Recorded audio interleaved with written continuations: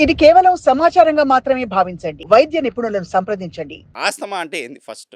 ఒక basic question నుంచి. Asthma అంటే మన శ్వాసనాళము ప్లస్ ఊపిరితిత్తులకు సంబంధించిన క్రానిక్ రెస్పిరేటరీ కండిషన్. దీంట్లో మనకు చెస్ట్ టైట్‌నెస్, కాఫ్, దగ్గు ఇది కూడా ప్రిడామినెంట్‌గా నైట్ టైమ్ రావడం ఎక్కువ.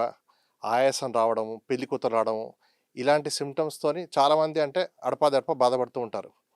అయితే ఇవి గమనించకుండా మనం దీన్ని సింపుల్‌గా నెగ్లెక్ట్ చేసినట్టయితే ఇది క్రానిక్‌గా అయ్యి చాలా ఇబ్బంది పాటు చేస్తది.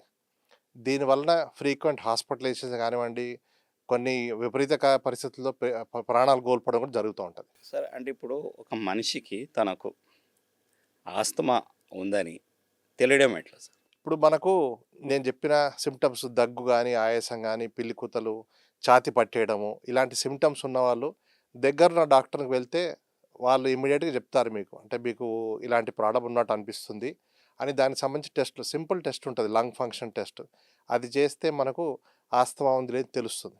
అయితే ఆస్తమాలో ఒక ఇంపార్టెంట్ థింగ్ ఏందంటే చాలా సార్లు పేషెంట్ నార్మల్‌గా ఉంటాడు. ఎప్పుడన్నా ట్రిగ్గర్స్ ఏవైతే దీన్ని ఎక్కువ చేస్తాయో అప్పుడు మాత్రమే ఇబ్బంది పడతారు. సో, అవి లేనప్పుడు ఏందంటే నేను బాగున్నాను అన్న దాంట్లో ఆ జబ్బు అన్నది నెగ్లెక్ట్ అయితా ఉంటది.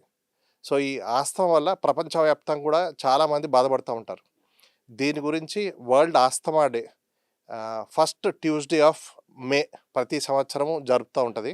ఇది గ్లోబల్ ఇనిషియేటివ్ ఆఫ్ ఆస్తమా జీనా అన్నది దీన్ని కండక్ట్ చేస్తూ ఉంటుంది.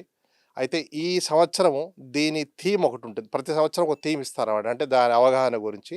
ఈసారి ఏందంటే యాంటీ ఇన్‌ఫ్లమేటరీ ఇన్‌హేలర్ పీల్చే మందులు. అచ్చా, ఇన్హేలర్స్ ఎక్కువ ఇన్‌హేలర్స్. వాడాలని. Okay sir. సార్ ఇప్పుడు మీరు ఒక ట్రిగ్గర్ అన్నారు. అసలు ఈ ఏ ఏ అంశాలు ట్రిగ్గర్ చేస్తాయి సార్ ఆస్తమాకి రావడానికి ఒక మనిషిలో? ఆస్తమా ఫస్ట్ కాజెస్ గురించి చెప్తాను మీకు. చాలా సార్లు మల్టీ ఫ్యాక్టోరియల్ డిసీజ్ ఇది. అందుకని మనకంటే స్పెసిఫిక్ ట్రీట్మెంట్ ఇచ్చి కంప్లీట్‌గా తగ్గిపోతుందని ఉండదు. కానీ ఎఫెక్టివ్ ట్రీట్మెంట్ టు కంట్రోల్ అంటే వ్యాధిని బాగా కట్టడి చేసి నార్మల్ లైఫ్ లీడ్ చేయడానికి మనకు ఆహ్, జరుగుతుందనమాట. అయితే ఈ కాజెస్‌ల కొంతమందిలో జెనెటిక్ కాజెస్, కొంతమందిలో ఎన్విరాన్మెంటల్ ఫ్యాక్టర్స్ ఎయిర్ పొల్యూషనే కానివ్వండి, స్మోకే కానివ్వండి, రకరకాల మన ఇండోర్ ట్రిగ్గర్స్ అంటాము. ఇప్పుడు కుకింగ్ చేసేటప్పుడు వచ్చే, పోపేసినప్పుడు వచ్చే ఘాటు వల్ల గానీ, పర్ఫ్యూమ్స్ వాడుతా ఉంటారు. ఇంట్లో మస్కిటోస్ గురించి ఆల్ ఔట్ గానీ, గుడ్ నైట్ గానీ, వేరే కాయిల్స్ కానీ ఇలాంటివి వాడుతా ఉంటాము. ఈ స్ట్రాంగ్ స్మెల్స్ వల్ల కూడా చాలామందికి ట్రిగ్గర్ అయితా ఉంటది. చల్ల గాలి ఇప్పుడు ఎండాకాలం చల్ల ఏసీ గానీ, ఫ్యాన్ గాలిని తీసుకుంటాము. చల్ల కూల్ డ్రింక్స్ తాగుతుంటారు. ఇవి కూడా కొన్నిసార్లు ట్రిగ్గర్ అవుతా ఉంటాయి. కొంతమందికి ఎమోషనల్ ట్రిగ్గర్. సో, అందరికి ఉంటాయంటే అందరికి ఉండవు గానీ, వచ్చినప్పుడు మనకు దేనివల్ల వస్తదని చాలా సార్లు గమనించొచ్చు. కొంతమందికి ఇంట్లో పెట్స్ ఉంటాయి. క్యాట్ గానీ, డాగ్ గానీ, ఇవి ఇంట్లో ఉండి మన ఎంబడి మన బెడ్ మీద, మనం కూర్చున్న సోఫాలల్ల ఇలాంటివి జరుగుతున్నప్పుడు are more people with tendency ఉన్న వాళ్ళకు సింప్టమ్స్ ఎక్కువ అవకాశాలుంటాయి. సార్ ఇప్పుడు కొంచెం స్టాటిస్టిక్స్ చూస్తే సార్, అంటే ప్రపంచవ్యాప్తంగా ఒక 25,00,00,000 మందికి ఆస్తమా ఉన్నట్టుగా కొన్ని గణాంకాలు చెప్తున్నాయి. అందులో ప్రతి ఏడాది దాదాపుగా ఒక 3,00,000 మంది అంటే 4,00,000 చిల్లర వరకు చనిపోతున్నారు సార్. సో ఈ చనిపోయే వాళ్ళు పేషెంట్స్ అందరూ కూడా సార్ లో అండ్ మిడిల్ ఇన్కమ్ కంట్రీస్లోనే ఉన్నారు సార్. అంటే ఎక్కువ శాతం. అది ఎందుకని సార్? ఇప్పుడు మిడిల్ ఇన్కమ్ కంట్రీస్‌లో ఏందంటే లాట్ ఆఫ్ అర్బనైజేషన్ అవుతుంది. సో, కన్‌స్ట్రక్షన్ అని, ఇండస్ట్రీస్ అని చెప్పి so, pollution as one of the causes for this. Next smoking ఒకటి. అదే లో ఇన్కమ్ కంట్రీస్‌ల పీపుల్ స్టిల్ యూజ్ కుకింగ్‌కి గానీ, కట్టెలు వాడడం గానీ, బొగ్గు వాడడం గానీ అలాంటివంటే దాంతో కూడా స్మోక్ ఎక్స్‌పోజర్ ఎక్కువ ఇండోర్. ఈ లోవర్ ఇన్కమ్ ఇంట్లల్లో స్మోకింగ్ అన్నది ఎక్కువుంటుంది. ఇప్పుడు ఇంట్లో ఫాదర్ ఒకరుండి స్మోక్ చేస్తున్నారు, గ్రాండ్ ఫాదర్ స్మోక్ చేస్తున్నారు. అది ఇంట్లోనే వేరే పిల్లలు అది ఉన్నప్పుడు సో, వాళ్ళకది ట్రిగ్గర్ లాగా అవుతది. ఓకే. ఇంకొకటి లో ఇన్కమ్ పీపుల్‌లో ఎవరైతే ఎర్లీ చైల్డ్‌హుడ్‌లో ఇన్ఫెక్షన్స్ వస్తాయో ఫస్ట్ 2 ఇయర్స్ ఆఫ్ లైఫ్ ఫ్యూచర్‌లో వీళ్ళకు ఆస్తమా వచ్చే రిస్క్ ఎక్కువగా ఉంటది. సార్ ఇంకోటి సార్, ఇప్పుడు మన ఇండియా స్టాటిస్టిక్స్ చూసుకుంటే ఇండియాలో ఒక 3,00,000 పైబడి మందికి ఈ ఆస్తమా ఉన్నట్టుగా మనకు గణాంకాలు చెప్తున్నాయి.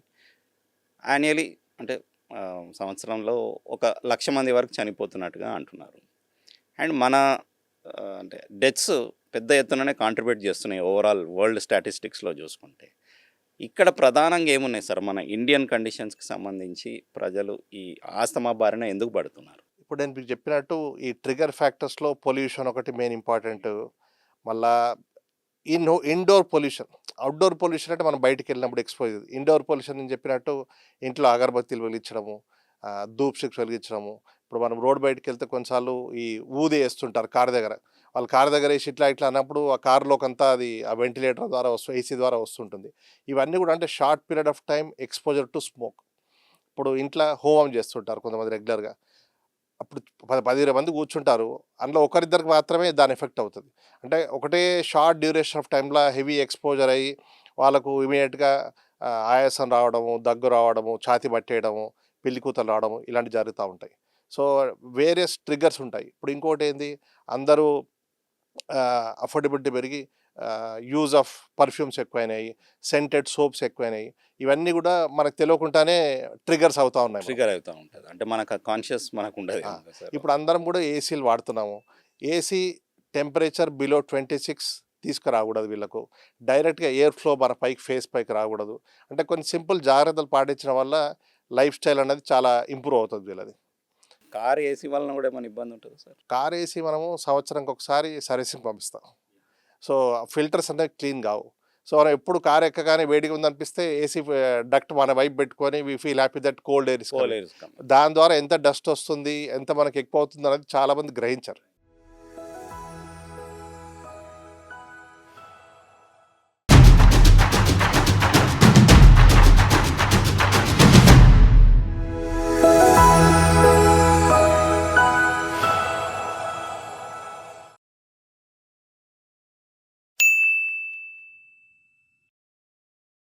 సాక్షి టీవీ ప్రసారాలను నిలిపివేయటం చట్టరీత్యా నేరం.